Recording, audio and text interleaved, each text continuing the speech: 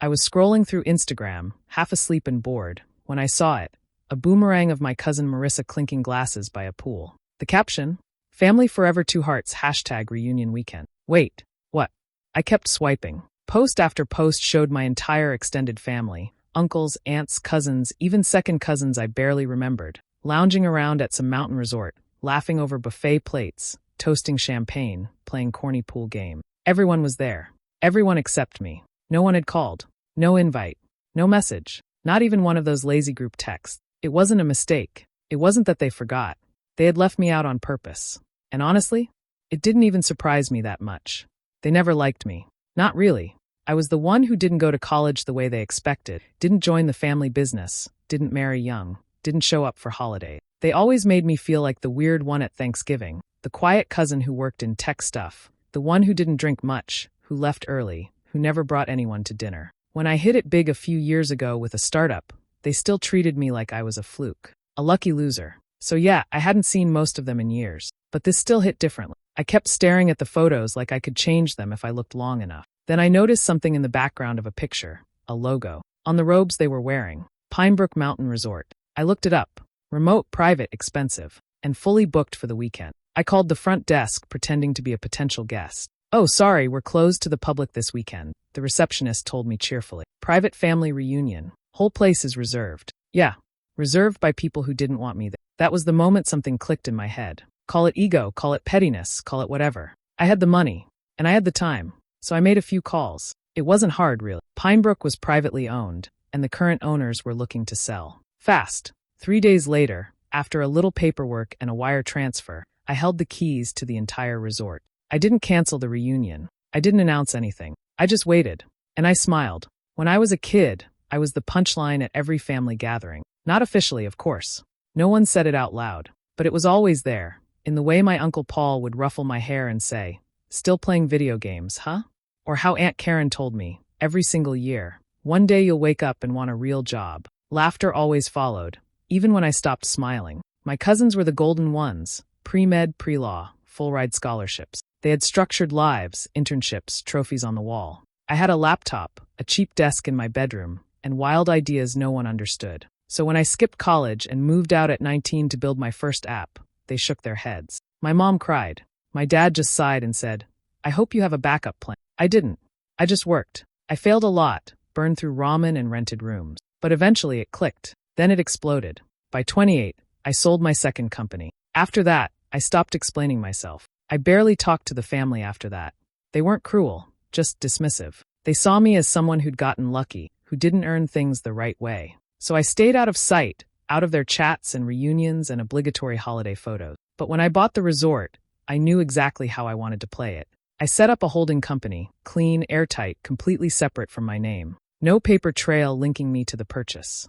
The resort manager handled the legal side. No one there had ever heard of me. Once the sale closed, I sent a note to the staff. Simple instructions. Treat Group XYZ like regular guests. No special treatment. If they request anything outside their booking, refer them to management. No fancy welcome baskets. No group discounts. No banquet hall rearrangements. Just basic, boring service. Then I booked my own room, under a different name. Corner suite, balcony view. When Friday came, I checked in like any other guest. The receptionist smiled. "Here for the reunion?" I laughed. "No, just passing through." Hours later, I watched from the lounge as they arrived, loud and excited, dragging matching luggage across the polished stone floor. Marissa waved to someone. Uncle Paul already had a beer in hand. The golden children had arrived. They had no idea whose name was now on the deed. And I had no plan to TLL them. Not yet.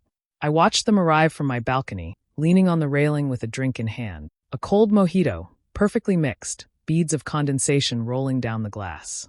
Below me, the grand circle driveway buzzed with suitcases, loud greetings, and over-the-top hugs. The resort looked like something out of a magazine. Luxury cabins with cedar beams, a full spa nestled into the hillside, a trailhead that led to a private waterfall, and a poolside bar glowing with soft gold lights. Quiet, classy, expensive, and now, infected with the chaos of my family. Marissa was already filming a group selfie. One of the cousins cracked open a speaker and started playing pop music, right there in the lobby. Uncle Paul shouted, "This is going to be legendary," as he handed the valet a crumpled $5 bill like he was doing the kid a favor. They walked in like they owned the place. which technically was my role now. I sipped my drink and waited for the first crack. It didn't take long. Downstairs, I heard the front desk receptionist's voice stiffen. "I'm so sorry, but the Pineview family suite isn't available right now. There was a maintenance issue this morning." More voices chimed in. Disbelief. Raised tones. "I confirmed it twice," my aunt snapped. "We have 15 people in our group. You can't just give our suite away." "I understand, ma'am," the receptionist said, still professionally calm. "But we've upgraded some of your group into individual rooms as compensation. Dispersing them. Isolating them. That was step one." Later that evening, I wandered down to the bar, casually, just in time to overhear the manager explaining that their reserved banquet room had been double-booked with a corporate wine tasting event. "There must be some mistake," Uncle Paul growled. "There's not," the manager said politely. "We can offer you outdoor seating by the fire pits. Blankets will be provided. The cherry on top? Their Saturday night karaoke bash, the one Marissa had spent all week hyping on Instagram, had been canceled due to a pre-scheduled silent meditation retreat. "Wait, so we can't sing, but people can sit around and hum in a circle," she whined. "Precisely," the events coordinator replied with a serene smile. By then, they were unraveling. Whisper fights over who booked what. Fingers pointing. Someone threatening to leave a nasty Yelp review. Back in my suite, I kicked off my shoes, ordered another mojito, and pulled the curtains wide open. From here, I could see everything. The bonfire, the chaos, the tension. They wanted a perfect weekend. I gave them something a little more humbling. The sun was hot that afternoon, and the pool was packed. I timed it perfectly. Lounge chair, sunglasses, casual book in hand. Nothing too flashy. I was just another guest, or at least that's what I pretended to be. They were already there, spread out across the pool deck like they owned the damn place. Marissa was in a flamingo floaty with a drink in her hand. Two of the cousins were arguing over who got the last sun lounger. Uncle Paul, of course, was shirtless and already sunburnt, yelling about needing more ice in his beer. I waited for the right moment, then walked slowly toward the pool, towel over my shoulder. At first, no one noticed me. Then I passed right by them. I saw the flicker in Aunt Karen's eyes. Recognition, then confusion. She nudged Marissa. Marissa blinked, sat up, squinted. "Wait, is that?" I gave a polite little nod. "Hey." They stared, like they were trying to figure out if I was real or just heat stroke. Finally, my cousin Brian stood. "You're here?" "Yeah," I said, smiling. Didn't want to miss the chance to relax a bit. "Nice place." He glanced at the others, then back at me. "We thought you were busy or something. Like, unavailable." I shrugged. Nobody told me about the reunion. I found out on Instagram. Figured maybe it was a mistake. Marissa looked away, pretending to adjust her sunglasses. Karen gave one of those tight, guilty smile shrugs, like someone who just got caught and wasn't sorry. "Oh, weird," Brian said, laughing a little too hard. "Probably a mix-up in the group chat. Happens all the time." "Sure. A mix-up with 15 people on a private vacation." "No worries," I said. "I booked last minute. Lucky there was still a room." That part landed. I saw it in their faces. They knew how expensive this resort was. Most of them had probably stretched their budgets just to make it work. A few blinked, surprised. A few didn't know what to say. "So," I added casually, sitting on the edge of a lounger, "how's the trip been?" "Service good. Everything working okay." Brian hesitated. "It's been fine." I said, sipping from a cold bottle of mineral water. "Glad to hear it." Marissa gave me a side glance. "You look different." "Yeah," I said, standing. "Success does that to people." I walked away slow, letting that one hang in the air behind me. That night, after the awkward poolside reunion, I slipped a sealed envelope to the night manager. Inside was a printed memo with simple instructions, all perfectly polite, but clear. Effective immediately, prioritize non-reunion guests for all resort services. No upgrades, no special requests. All complaints should be directed to management, who will remind them to refer concerns to the owner if necessary. Do not disclose ownership details. The staff didn't ask questions. They followed orders. That's the beauty of owning something through the right channels. You pull strings quietly, and no one even sees your hand. By morning, the effects began to show. Room service, which normally ran until 11 a.m., was suddenly on a shortened schedule due to limited kitchen staff. When Aunt Karen called down for her egg white omelet at 10:45, she was told the kitchen had closed early. She wasn't thrilled. By noon, the pool filters were shut off for routine maintenance. The water started to look a little murky. The group moved to the lounge chairs, grumbling. Then came the massage incident. Uncle Paul, who'd booked a deep tissue deluxe 2 weeks ago, showed up to the spa in his usual loud tank top and cargo shorts. 5 minutes later, he stormed back out, red-faced. "They canceled my appointment," he shouted. "Said I was flagged." "Flagged?" someone asked. "Said I was inappropriate last time." "What the hell does that even mean?" "I've never been inappropriate." I'm sure the poor massage therapist would say otherwise. Tension started to build. Voices rose. I sat across the lounge in my corner booth, drinking my second espresso, scrolling calmly through my email. From time to time, I glanced up, just enough to enjoy the slow unraveling. They called the front desk to complain. About the pool. About the food. About the massage. About the tone of the cleaning staff. About the fact that their karaoke night was still canceled, even after they'd politely asked for an exception. The manager handled it smoothly. I'm sorry for the inconvenience. If you'd like to escalate this further, you're welcome to speak with the resort owner. Finally, Uncle Paul snapped. Then get them on the phone. I'll pass along the message, the manager replied with a calm smile. But the owner prefers to stay anonymous. They looked around, confused. Whispering. Suspicious. I stood up, stretched, and made sure to walk right past them on my way to the spa, where my massage hadn't been. Cancelled. They tried to pull it together for one last evening, a formal dinner to salvage the disaster of a weekend. The plan was to dress up, sit down, and pretend everything was fine. That's what my family did best, pretend. They reserved a long table near the stone fireplace in the main dining hall. Everyone was there, the loud ones, the fake happy ones, the always smiling, I'm just here for the memories types. They wore dresses, jackets, polished shoes. Their voices were a little quieter now. The weekend had worn them down. I let them settle in, waited until the wine had been poured, the bread passed around. Then I made my entrance. I walked in wearing a black suit, no tie, crisp white shirt. Understated but sharp, clean. Every chair turned just slightly when they saw me. Hope I'm not too late, I said, smiling like I belong. Nobody said a word, just blinking. Forks paused midair. Uncle Paul looked like he was trying to remember whether I was real or a ghost. Marissa was the first to recover. You're joining us? I shrugged, grabbing a chair from a nearby table and sliding it to the end of there. Figured I'd stop by. Seems like a big night. No one moved to stop me. Maybe they were too shocked. Maybe they just didn't know how to say no. A few minutes passed. Then I stood up and raised my glass. Just want to say, I began. It's been so nice seeing everyone again. It's been years, right? At least for me. Nods. Nervous laughter. I wasn't invited, of course, I said, still smiling. Found out through Instagram. Great pictures, by the way. Dead silence. But once I saw where you all were going, I continued. I figured, why not make it special?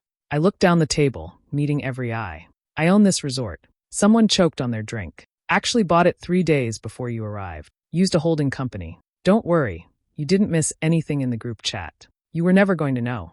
Aunt Karen's mouth opened, then closed. Marissa looked like she'd swallowed a lemon. Uncle Paul muttered something under his breath that sounded like bullshit. I finished my toast. So if the rooms felt off, or the dinner was delayed, or the karaoke mysteriously vanished, that was me. Just wanted to say hi the only way you made possible. Silence. Then a slow clap. Brian, the one cousin who never talked down to me, gave a nod and tapped his glass. I placed my napkin on the table, smiled once more, and walked out. The next morning, I barely made it out of my suite before the drama started. The front desk staff had tight smiles, and one of them quietly warned me, "Your family asked to speak with management. They're waiting in the lounge." Perfect. I walked in and found them all huddled around the coffee station like they were plotting a coup. Uncle Paul saw me first. "There he is," he snapped. "You think this is funny?" "Still trying to decide," I said calmly. Aunt Karen jumped in. "We want to speak to whoever's in charge. This weekend's been a disaster." "You're looking at him," I said, gesturing to myself. They stared, confused. "No," Marissa said slowly. "We mean the real manager. The one who runs this place." I smiled. "I own the resort." Uncle Paul stepped forward, eyes narrowed. "You can't just buy a place and harass people like—" "I didn't harass anyone," I said. "You booked rooms. I honored them. I didn't cancel your stay. I just made sure you didn't get special treatment. You sabotaged our trip," he said. "The rooms, the dinner, the damn karaoke. Everything was handled within resort policy," I said, pulling out a folder from under my arm. I'd been waiting for this. I opened it and handed over the waiver every guest signs upon booking. "You agreed to terms. No guarantee of amenities, no liability for scheduling changes or delays, and management has the right to adjust services for any reason." Karen read it, face going pale. "You planned this?" "No," I said. "You planned a weekend without me. I just made a few edits."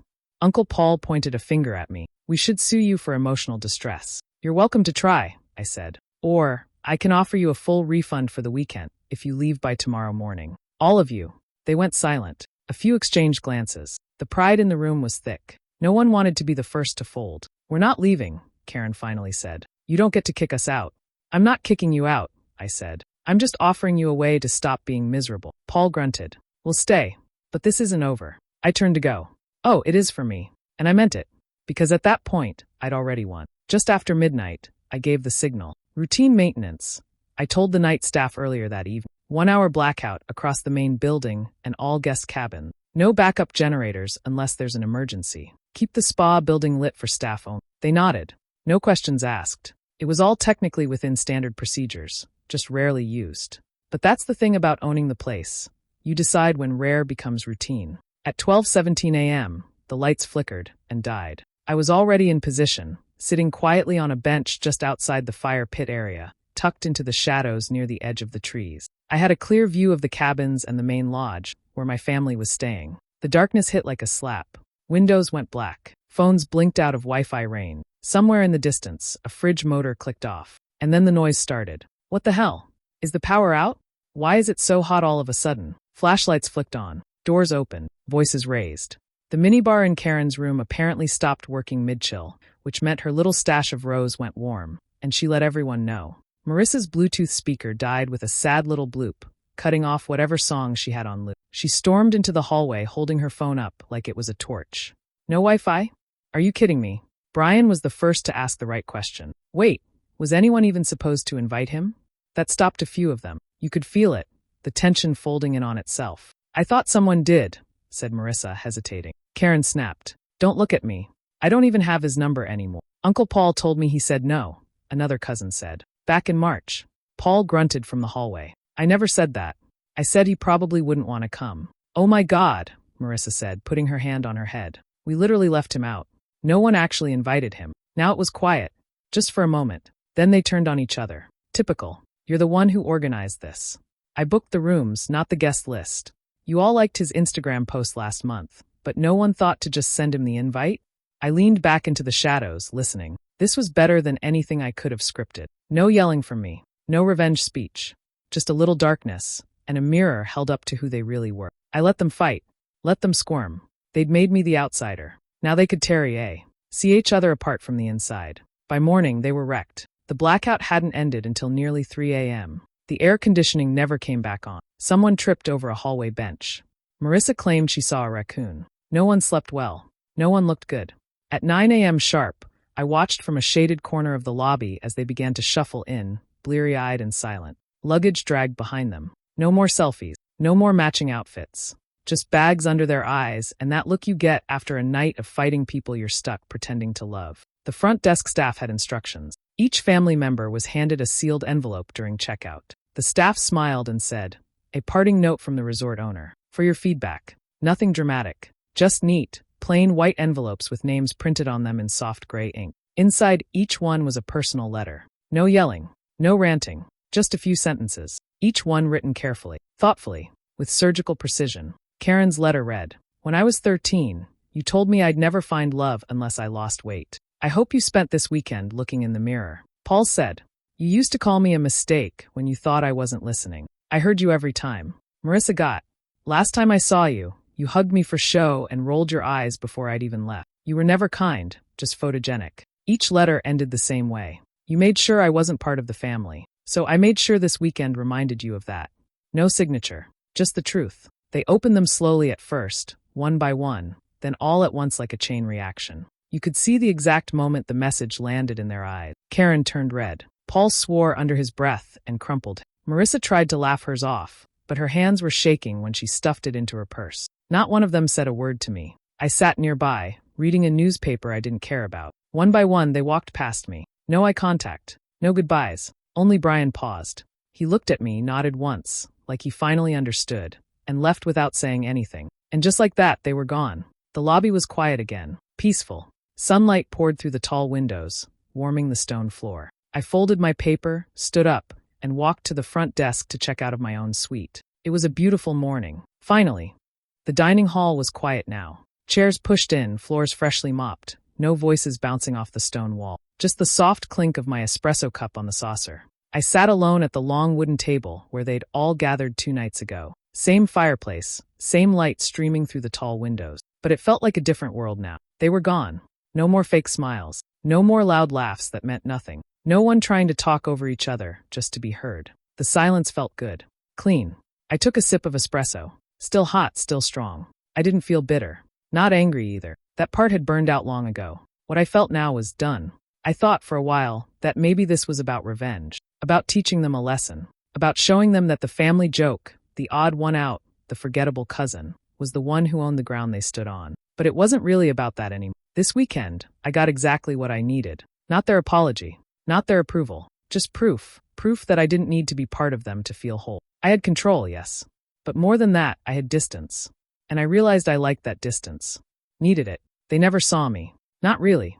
And that's okay now. Because I saw myself more clearly than ever. I bought this resort because I could. Because I knew it would force them to look at me, even if just for a moment. But more than that, I bought it for the silence after. For mornings like this. I looked around one last time, finishing my espresso. The sunlight hit the polished table, throwing golden reflections across the floor. Then I stood, buttoned my coat, and walked slowly through the empty lobby. The front desk staff smiled and nodded. They knew. No words needed. Outside, the air was cool, fresh with pine and clean sky. I took one breath, then another, and stepped off the front steps. There was no final message to leave. No dramatic goodbye.